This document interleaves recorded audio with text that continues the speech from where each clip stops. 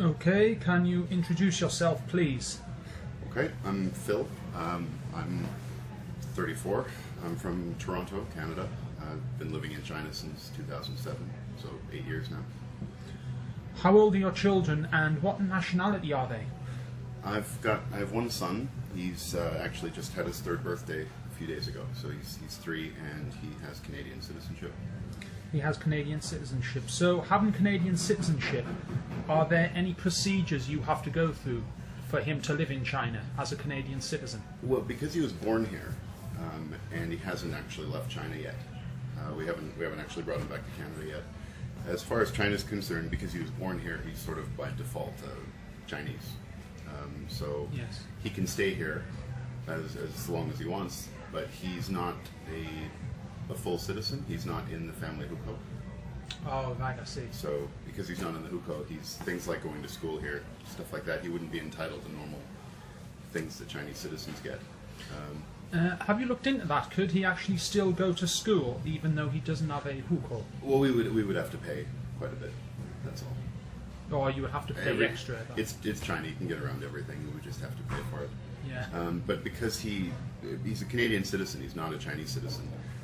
But because he was born here and he hasn't left yet, he's sort of by default, because his mother's Chinese, he can stay here. But the minute he leaves China, he's fully Canadian. So if he wants to come back, even if we go to Hong Kong for a day, he tries to re-enter the country, now he's fully Canadian, and he requires visas just like I would. Wow. Okay. So obviously your son, he was actually born out here. How was the whole process? You know, paperwork, hospital service, etc. Was there a lot of bureaucracy or not? I wouldn't call it. No, it's not bureaucracy. It's just there are crowds. Everything's busy. When you go to, having a baby, you go for regular checkups. Yes. Right, or mom does, right? And throughout that process, just every time you go, there's a crowd of people. Typically it's open examinations, so you don't get a private room with a doctor. It's just a line of pregnant women out the door.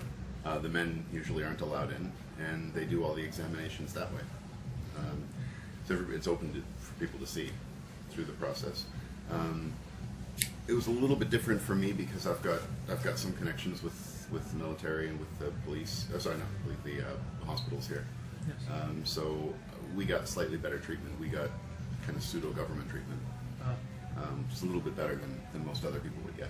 That's ideal. It's the same when I first came to China and I got a medical check. The doctors started freaking out because I had a slow heart rate, and I assured them, don't worry, I used to do cross-country when I was younger. Yeah. I just maybe have a very strong heart or whatever. Yeah.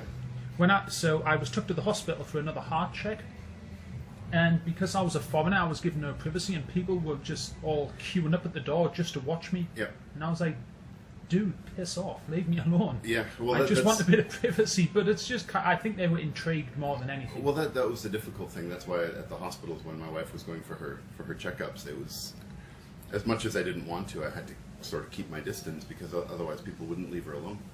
She's a pregnant Chinese woman. If I'm not there, she's just another Chinese woman who's pregnant. With me there, suddenly it's a novelty. So I didn't want people bothering her. It's the last thing she needs. Yeah, it's kind of it's a lack of privacy, isn't it, as well? Yeah. And there's anything foreign is still a novelty. So it's very intrusive at times, but it's just the way it is. It's a novelty, yes. Yeah. So other thing, once the baby was born, the hospital is, I won't say medieval, but it's not too far off. The hospital rooms were very dirty. We were able to get, because of my friends, we were able to get a private room, and by private I mean shared with one other person. And we had a bathroom in the room, but the bathroom, the light didn't work. The light was off. Couldn't change the light bulb, and the door didn't close. So it was pretty archaic, and certainly not what I would call it modern. And because my son was born in 2012, that's the year of the dragon. So every Chinese couple, that's when they want their kids to be born. So people really believe in that kind of thing. And so that year there were more children born than usual. The hospital was absolutely packed. oh my God. I mean, while we were there was a child born in the hall. Oh. So. And did you actually see that happen, or could you just hear it? I could hear it, and this was in the middle of the night. So I was in the hospital. Oh, by the way, they turned the air conditioning off. He was born in the first week of June, and they turned the air conditioning off at night. Really? Yeah. So you've got that many people crowded into the hospital. It's summer here. It's high 30s outside, and the air conditioning's off. So you've got newborn babies. You've got whatever going on in the hospital. So, yeah, but turning off the air conditioning, I understand that a lot of Chinese people believe, via Chinese medicine, that when a woman gives birth, they have to protect them from the wind, it's called. Yeah. Was that the reason, do you think? No, they're just cheap. Cheap? No, I'd like to give a more creative reason, but no, that's pretty much the end of it. Like, they're cheap. Right, so... Though they do believe that the air conditioning gets into your bones and you get these long-term bone sicknesses and things. We had lots of people telling us about that, and even that summer after he was born, his first summer,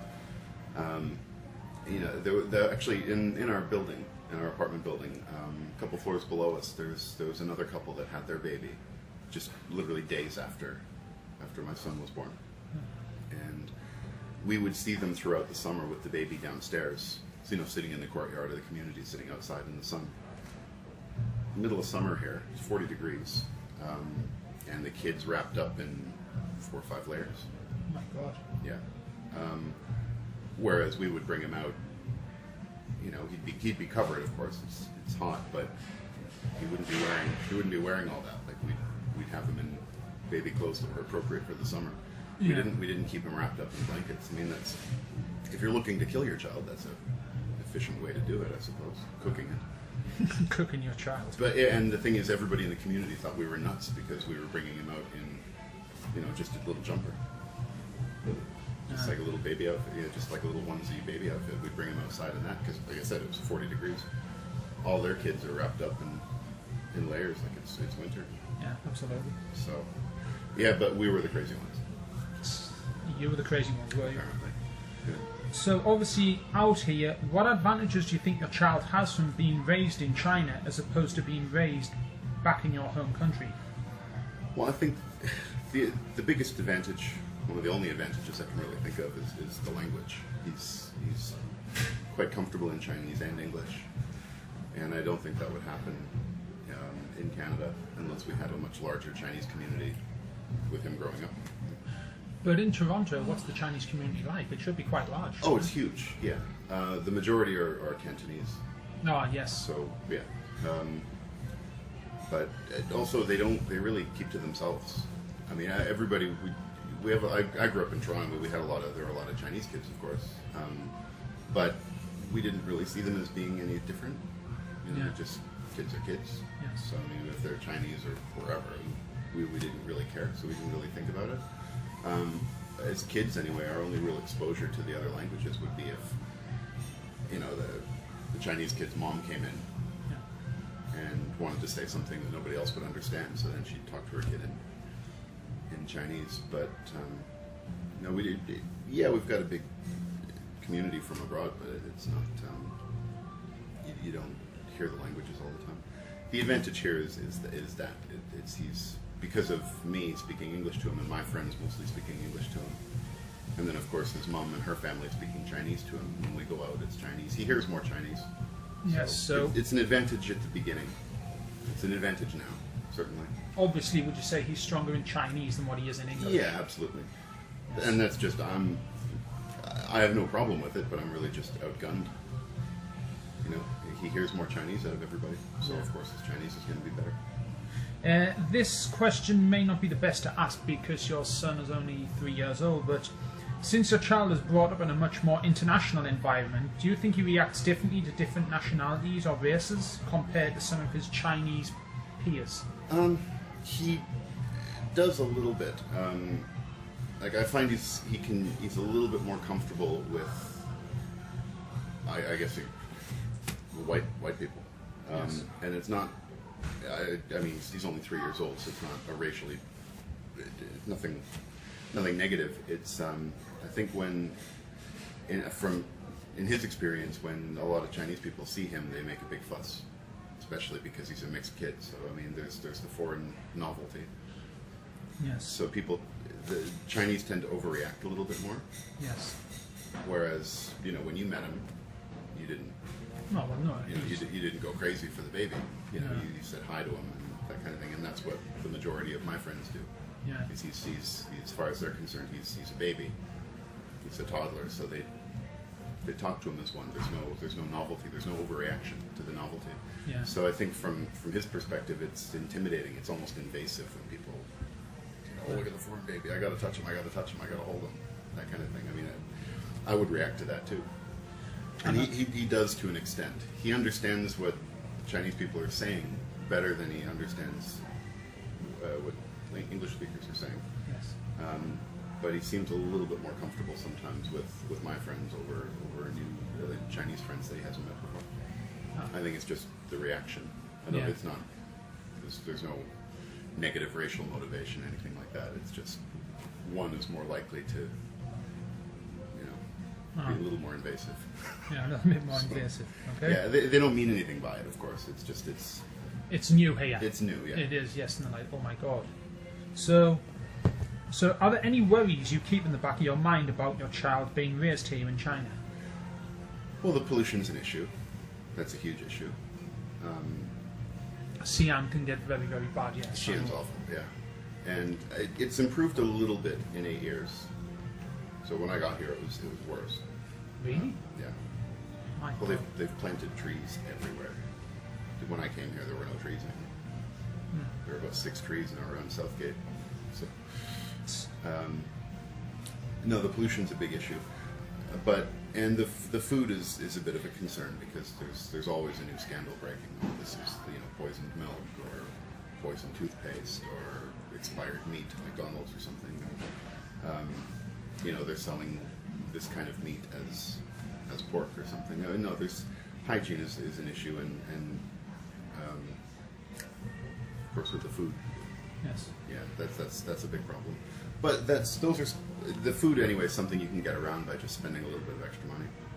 You know, when he was born, the baby formula that we gave him, I imported everything from Canada. We had everything shipped in. I didn't give him any Chinese formula. I wouldn't do that because I just don't trust it. It's probably okay, but even for that 1 in 100 chance, I'm not taking it. Well, of course not. It's even your 1 in child. 1,000. Right. So I don't care how much I have to spend, but I'll take care of him. But getting him the better formula. I know one of my friends, he said one of the greatest days of his life was when his child, because he had a little boy with a Chinese girl, and he said one of the greatest days of his life was when his child came off baby formula, because he said it was costing him a fortune because he was getting it imported from the US, Australia, Hong Kong, everywhere. He said it cost him a fortune. It really wasn't that much. You know, I think it was, at the end of the day, it was costing us probably for the shipping and the everything between $40 and $50 a tin, and then a tin would usually last the better part of a week. Oh, that's okay. Yeah, so it really wasn't expensive. Feeding me is more expensive than that. That wasn't a problem. No, my bigger concern about raising him here is his safety. Safety. In general, China's pretty safe. They're not violent people. That's not really a concern. The bigger issue is the apathy. The apathy. That's what bothers me. Is, for example, when a few years ago at near the bell tower at Lomasher, there was a homeless guy that used to walk around, and he'd walk up behind women and kick their bags, and then they'd get angry. He thought it was infinitely hilarious, so he'd run off. He was homeless. He was a bit nuts. Fine. But I guess one day this woman turned around and hit him. Whereupon he pulls out a big knife and pounced on her and spent the next 25 minutes cutting her head off. Oh, that incident I remember because that happened when I was still in the UK. I heard about that. That was just outside my school at the time, and he took a good 20 minutes to finish her off. This wasn't a quick slice. Now, what bothered me, every country's got their crazies. Yes. That happens. What bothered me isn't that, okay, yeah, there's a crazy guy there. There were how many people watching, and not a single one thought to help her. That's what bothered me. I had students coming upstairs with photos on their phones, showing me. telling me that they'd spent a few minutes watching it, and then they decided it was getting gross, and they came upstairs. And they were talking about it like it was just something to see in the street, you know, like, oh, there's a homeless guy who's got a monkey, you know, like it was just a novelty, you know. Nobody thought to help this woman. Obviously, she was out there screaming. That's what bothers me. It's not that they got, you know, the occasional crazy, because every country's got them. The fact that you'd get 100, 150 or more people standing around watching it and posting it up on the internet. Look at the homeless guy. Look at he's killing a woman. Not one of them thought to help her. Yeah. You know, and then more recently in I think it was Guangzhou, I'm not sure, but there was that guy that was beating up the 2-year-old in the street, and of course the video made it onto the internet. Why did nobody help him? Yeah. It's a 2-year-old kid. Nobody thought to help the kid. It was actually CCTV footage, and on Chinese news it was highlighting people who were just riding past on their bikes, and they weren't actually stopping it. That's what bothers me. And I think that is actually a concern for Chinese people as well. It should be. Their lack of empathy and apathy. It absolutely should be. That I find is despicable, and I really have nothing good or positive to say about that. And I don't care if it's culturally offensive. That is a disgusting quality. Yes. For a society to have, to be able to walk past a 2-year-old being beaten or a woman being slowly killed and not think to help. And the guy that was actually beating the child, was he a complete stranger? I have no idea. Or was it just so no one actually knows that yet as such? Yeah, but I've seen that kind of stuff happen before, and I've seen other things happen in the streets, and nobody bats an eye. Nobody thinks anything odd about it. There was a grandpa out in front of my community. And I don't live in a poor neighborhood. No, I know you don't. It's a nice area. And but there were a couple of grandparents sitting outside in the summer of last year. You know, they hold their grandkids on their knees. Yeah. And you know, the kids here, because they don't usually wear diapers, they have those assless pants. Yes. You know, and there was a guy there with a little girl, and he was smoking a cigarette. And the little girl was standing up on Grandpa's lap, and I don't know what he was thinking, but he took a cigarette, not the lit end, but he put it in between her baby labia. What? Yeah, he was sitting there, he was holding his daughter, and he thought it was funny, and he said, "Look, she's smoking." Are you kidding me? Yeah. Now I said something to him. I told him that was despicable. And they just kind of laughed it off. They thought it was hilarious.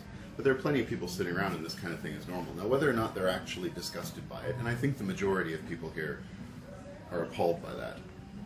I'm sure if I were to tell most Chinese friends, if I were to tell them about that, I think they'd all be disgusted. But being disgusted and acting on that are two different things. My God. And I don't really care if you're disgusted by it. Will you stop it? Will you attempt to stop it? Yes. You know, and I was the only one in the neighborhood that tried to stop that. And everybody laughed it off like it was just a joke. But I mean, I think that's horrible. And that's what bothers me about having my son here.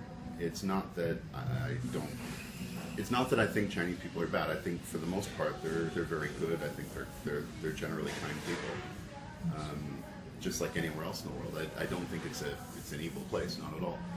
What bothers me is that if he ever needs help, I know that I cannot rely on anybody to help him.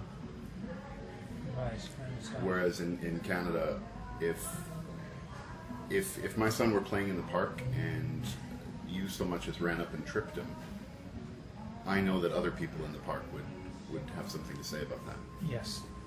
If somebody saw you hit a stranger, you know, like hit a child, everybody would stop you. People would jump in and say something. People would have their photos up. People would be calling the police. Like, people would be fighting each other over who gets to deal with you. Yeah. You know, and that makes me feel much safer. Now, of course, not everybody, but that is really important. I mean, when you have a child, keeping them safe is more important than anything to you. And there's really nothing that you wouldn't do to keep them safe. And I like being able to rely. I know that in Canada I can rely to an extent on the community, because no parent can be there 24 hours a day, like every second of the day. Yes. You know, I mean, at 3 years old, of course, we're always with him, but he's going to be 5, he's going to be 6, he's going to be 7, he's going to want to go to the park with his friends. there'll still be a parent to supervise. But even when he's a little older than that, kids go out on their own. They go to the park by themselves. They go ride their bikes, whatever. And I will feel a lot better knowing that I can trust the general public to help if he needs it. And here I can't do that. Okay. So, I mean, Phil, you, your wife, and your son are leaving China and moving to Canada in a few months. So, did having a child actually influence this decision? Yeah, when I came to China, I had no intention of living here for 8 years. My initial plan was to bounce around the world a little bit more, live here for 2 or 3 years, live somewhere else for 2 or 3 years. I wanted to try a few different countries. Obviously, 8 years ago, I hadn't considered the family as a possibility. So I would still like to live in some other countries.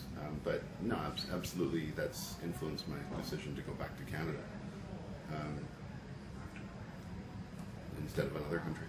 Okay. Yeah, if it were just my wife and I, we might be looking at other places. But like Japan, South Korea, somewhere like that. Yeah, I mean, anywhere else really. I mean, there are opportunities in the Middle East. I know it's kind of nutty, but there are opportunities there that could be fun and just something to experience. I would like to do those, but at the moment, my son's more important. So I would like to get him back to Canada. So you were talking earlier about, in China having a child of mixed heritage is still very much a novelty. It's a new thing. Yeah. Now, out here, having a child of mixed heritage, how do general members of the public react to your child? Can you go into more detail on that? Oh, he's a perpetual novelty. You hear, mixed kid, you hear that kind of stuff all the time. The half-breed, he's a foreigner. Really, it doesn't really matter that his mother is completely Chinese and that he was born in China and that he's never been to China. That doesn't matter. As far as most people are concerned, he's a foreigner. And he gets treated accordingly, always at arm's length, or just as a novelty. We take him to the park, and you'll hear other parents telling their kids, "Go play with the foreigner." Yeah, go play with the foreigner, and then they'll want to take pictures, send all their kids. Go and play with the foreigner. Oh yeah, you hear it all the time. I know there's one of my colleagues for the company that we work for. He's at one of the schools in Guangyuan in Sichuan, and he was saying he was buying some ice cream once. And he had the kid in the pushchair beside him, and he was buying some ice cream, and he heard this little noise, and he turned around. There was an old woman who'd walked up, grabbed his child, and actually picked it up out of the pushchair. And he says he went absolutely crazy. Yeah. He grabbed the kid. He was screaming at her. The police ran over. There was a crowd gathered round. Yeah.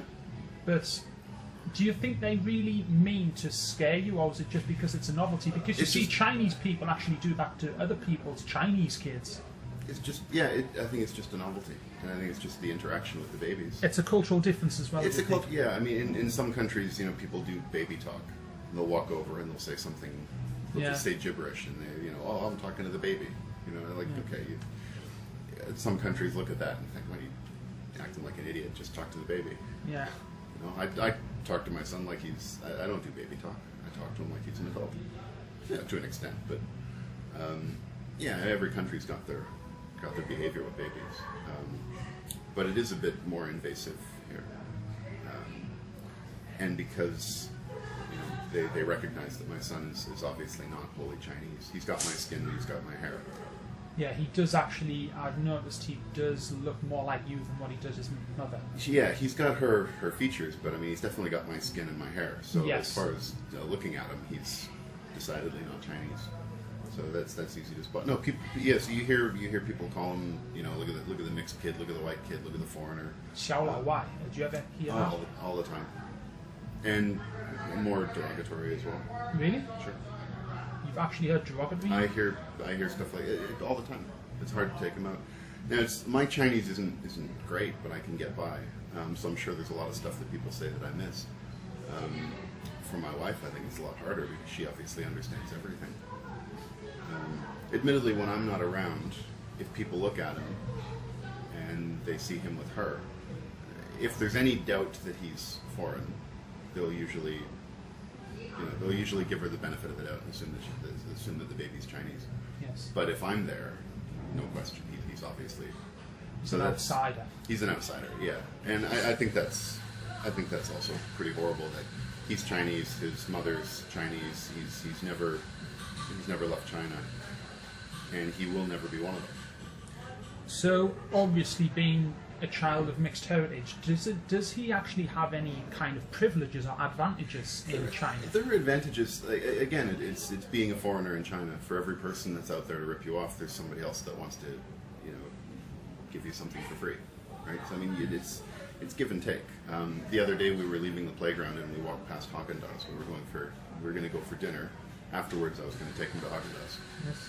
He loves his ice cream, and of course he's 3. He wanted to go to Haagen-Dazs now, and he had a little tantrum. He went berserk. And they do that, There was a kid a few weeks ago that had a tantrum in Obama's office, in the Oval Office. A kid on the floor kicking and screaming. It happens. But the staff at Haagen-Dazs, one of the girls that works there, she brought him out some ice cream. Because we go there often enough. She obviously recognizes him, but they brought him out some ice cream and they gave it to him, and they. And do you think they would have done that if the baby was full-blood Chinese, No, so to speak? so. I mean, I shouldn't say that full-blood Chinese. If both parents were Chinese, do you think they would have done that? It's less likely they would have done that. I think we certainly got better treatment. When we go to some places, if we take him for ice cream, he might get an extra scoop, or he might get a bigger scoop. So they're definitely advantages. VIP. Yeah, we get the VIP. we do get VIP treatment. So it is a give and take.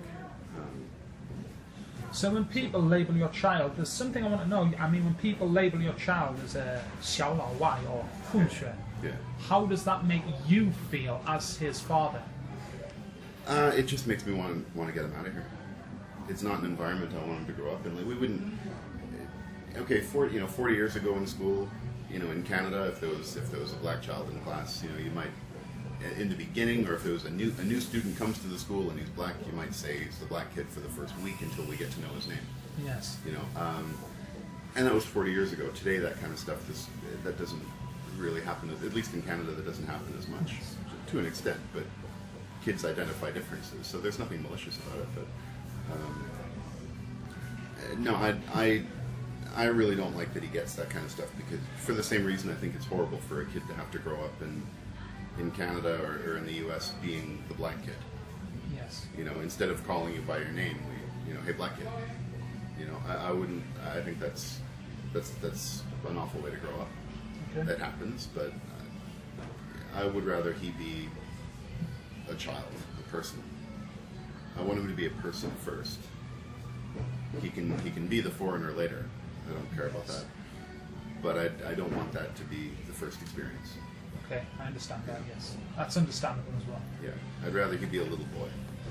So, his mother was Chinese. Now, a lot of Chinese people are quite tolerant about all the 小老外 comments. Yeah. Chinese mothers or Chinese fathers who have a child of mixed heritage. They seem to be quite tolerant of those terms. How about your wife?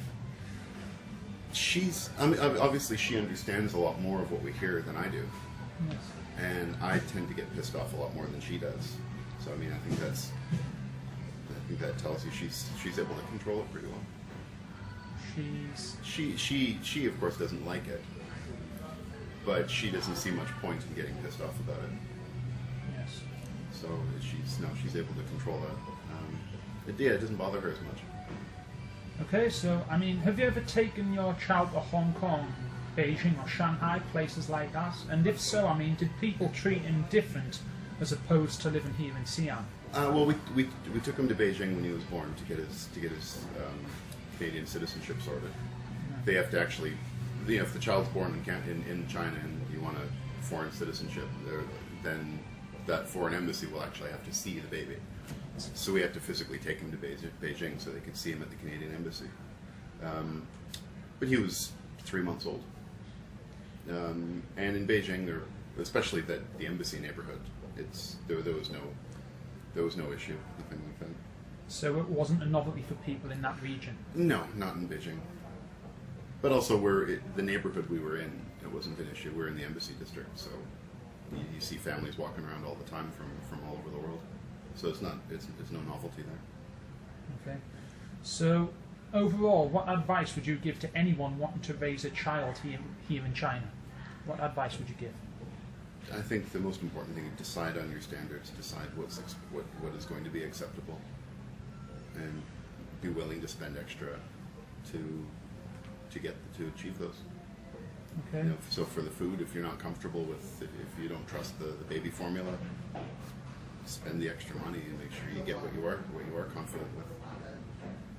I think that's the most important thing, and also understanding that you're always outnumbered. As the foreigner, you're always going to be outnumbered, and you're always going to be the foreigner. So if somebody says something, you know, you really can't overreact too much. You know, you can make a comment or something, but if it comes to a fight or if the police get involved, anything like that, you're pretty much always going to be at the losing end, regardless of what the other person does. So like that old man putting a cigarette in his daughter's crotch. You know, if I had called the police, or if I had pushed it further than I did, you know, I just didn't. I told him that was horrible and uncivilized kind of thing, and the friends sort of laughed it off. But had I pushed that a little bit further, or gotten the police involved, it would have been me against everybody. Okay. And the police would have told me to not waste their time. You know. Yeah. So I'm always outnumbered. So for a foreign father, that's important to know. If someone makes a comment about your child which you think is offensive, or they make a racist comment, you can't say anything. Expect it. Don't overreact, because if you do, you're always, if it gets blown out of proportion, then you're going to be at the losing end at the end of the day. And also, you can't rely on anybody to help. So basically, what we're talking about is just develop really thick skin. Develop very thick skin. Rhino skin. Be defensive and be prepared to walk away. Okay. Because that's otherwise, you know, I did it once where we were shortly after he was born, we took him for a follow-up checkup, and there was another driver in the parking lot, and I said something, you know, he cut me off and taken my parking spot, and my window was open, and I said something to him. Just, you know, you do that when you're driving sometimes.